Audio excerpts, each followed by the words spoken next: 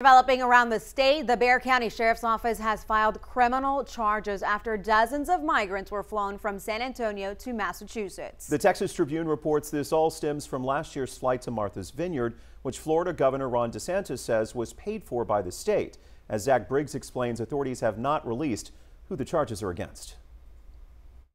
Last September, Florida Governor, now presidential candidate Ron DeSantis took credit for flying 49 migrants from San Antonio to Martha's Vineyard. Immigrant rights groups criticized DeSantis and those allegedly involved in helping facilitate the operation. We immediately recognized that this is nothing more than political posturing. Since then, hundreds of migrants crossing the U.S.-Mexico border have been transported to sanctuary cities, many of which have struggled to keep up with the demand. We were really extremely upset. Lydia Guzman of the League of United Latin American Citizens, or LULAC, commends the Bexar County Sheriff's Office for filing criminal charges of unlawful restraint. But at this time, officials are not naming the suspects involved in the case. Some of the migrants identified a woman named Perla Huerta as the person who recruited them from San Antonio's Migrant Resource Center to board flights to Massachusetts. They're deceived and they're told that they're being taken to one location, but instead they're taken to another.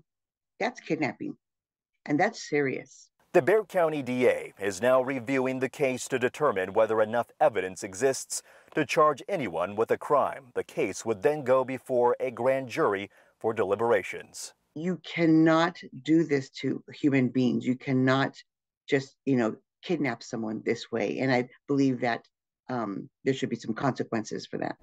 The Texas Tribune reports on Monday, California's AG accused the DeSantis administration of recruiting South American migrants in El Paso to fly them to Sacramento.